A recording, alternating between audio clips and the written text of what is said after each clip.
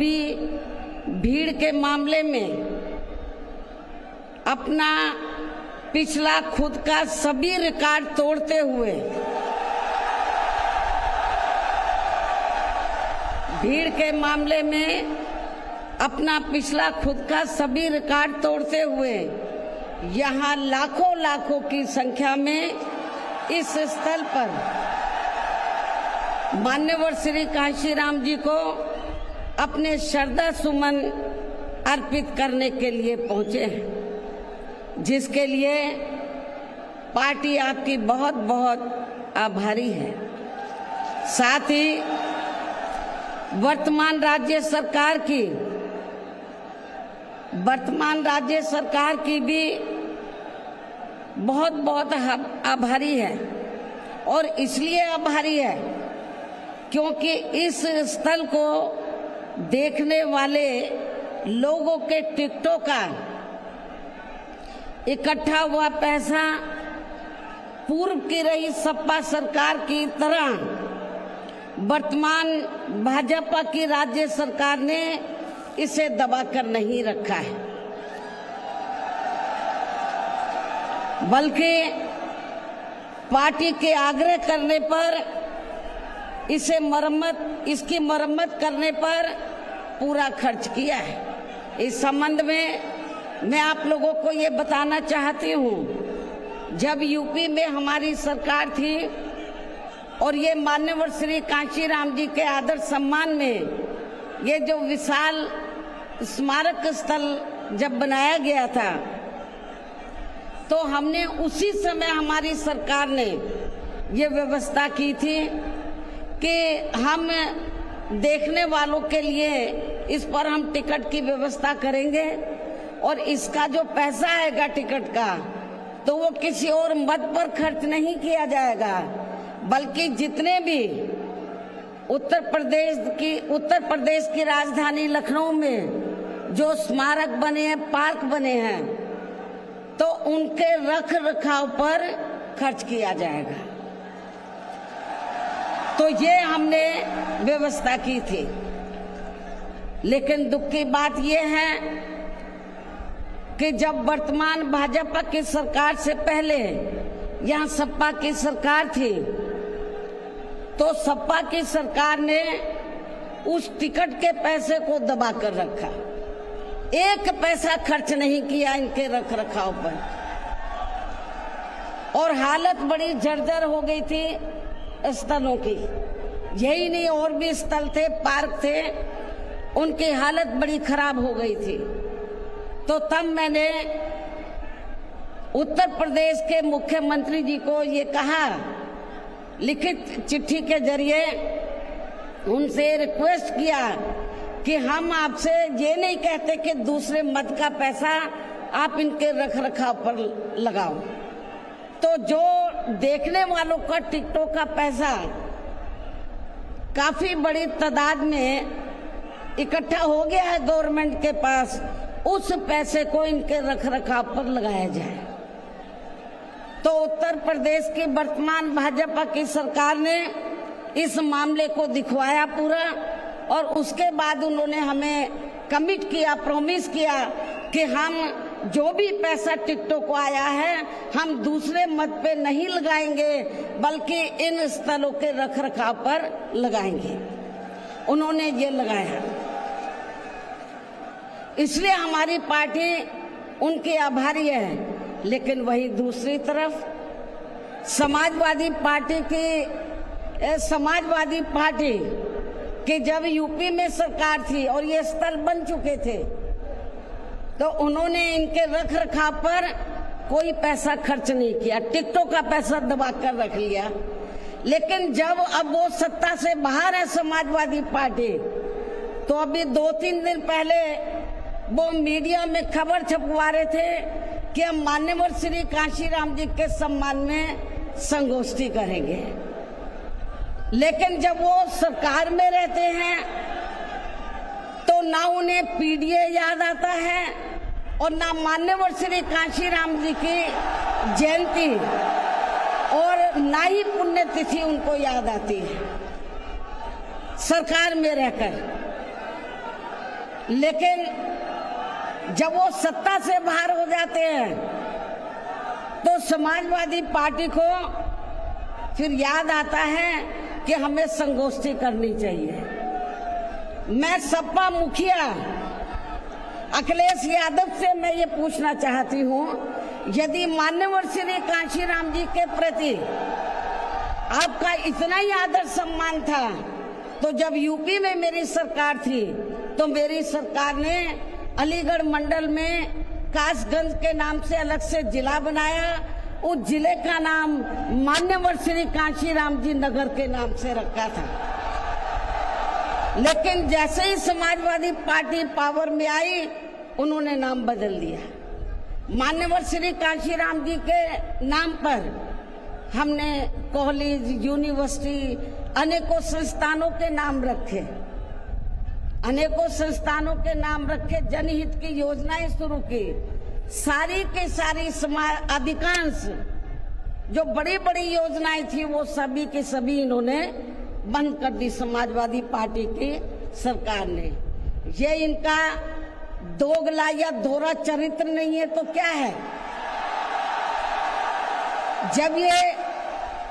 सत्ता में रहते हैं ना इनको पीडीए याद आता है और ना पीडीए के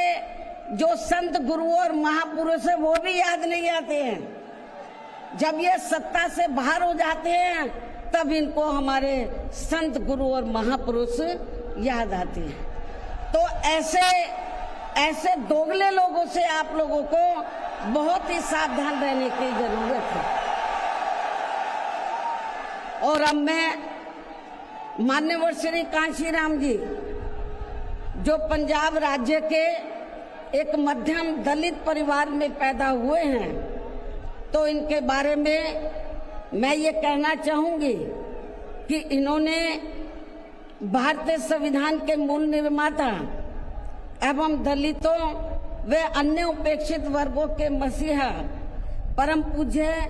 बाबा साहब डॉक्टर भीमराव अंबेडकर की मूवमेंट से व इनके कड़े संघर्ष एवं अथक प्रयासों से देश के खासकर करोड़ों दलितों, आदिवासियों, पिछड़े वर्गों, मुस्लिम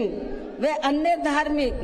अल्पसंख्यक समाज के भी हित में भारतीय संविधान में दिए गए कानूनी अधिकारों से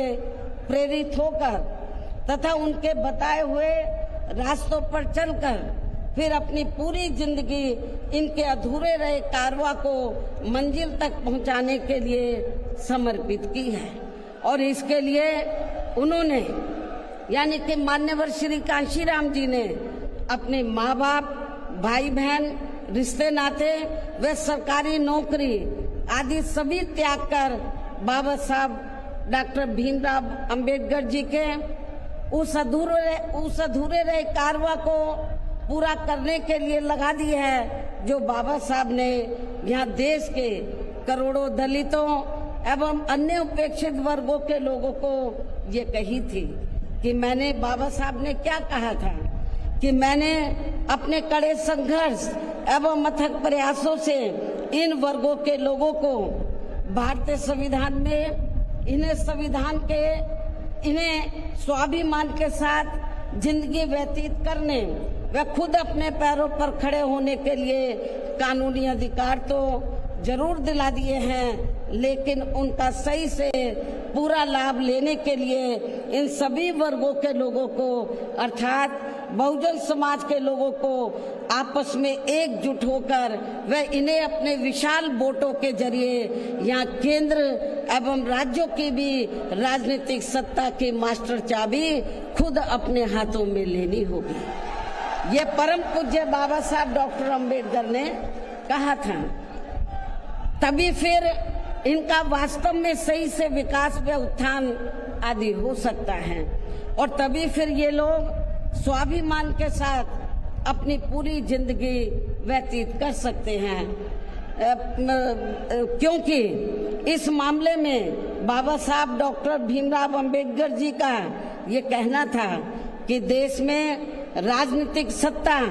वह एक ऐसी मास्टर चाबी है जिसके जरिए इन वर्गों के लोग अपनी सभी समस्याओं का समाधान खुद कर सकते हैं। साथ ही ये लोग भी यहाँ अन्य वर्गों की तरह पूरे आत्मसम्मान व स्वाभिमान के साथ अपनी खुशहाल जिंदगी व्यतीत कर सकते हैं। और इसके लिए बाबा साहब डॉक्टर भीमराव अंबेडकर जी ने इन वर्गों के लोगों को जो भी रास्ते दिखाए तो वे उनके जीते जी तो पूरे नहीं हो सके थे, जिन्हें फिर उनके देहांत के बाद उन रास्तों पर चलने व उनके इस अधूरे रहे कारवां को मंजिल तक पहुंचाने के लिए मान्यवर श्री कांशीराम जी ने अनेकों कष्ट झेलकर अपनी पूरी जिंदगी लगा दी है और वे अपने जीते जी इस मकसद में काफी हद तक कामयाब भी हुए हैं। और खासकर इन्होंने यहाँ आबादी के हिसाब से देश के सबसे बड़े प्रदेश उत्तर प्रदेश में अपनी पार्टी के नेतृत्व में कई बार सरकार बनाकर व उत्तर प्रदेश सहित नजदीक के लगे राज्यों में भी पार्टी के कुछ सांसद व विधायक आदि भी जिताकर बाबा साहब के कारवां को काफी हद तक आगे बढ़ाया है। इतना ही नहीं बल्कि मान्यवर श्री कांशीराम जी के देहांत होने से पहले उनकी ये दिली तमन्ना थी कि जहां आबादी के हिसाब से देश के सबसे बड़े प्रदेश उत्तर प्रदेश में जहां दलितों एवं अन्य उपेक्षित वर्गों के लोगों की कुल मिलाकर आबादी काफी ज्यादा है, तो इन्हें यहाँ एकजुट होकर अकेले ही अपनी पार्टी की पूर्ण बहुमत की सरकार बनानी होगी। ये मान्यवर श्री कांशीराम जी की उनके देहांत होने से पहले ये दिली तमन्ना थी। तभी फिर इन वर्गों के लोग यहाँ हर मामले में व हर स्तर पर पूरे स्वाभिमान के साथ अपनी जिंदगी व्यतीत कर सकते हैं, जिनसे प्रेरित होकर फिर अन्य राज्यों में भी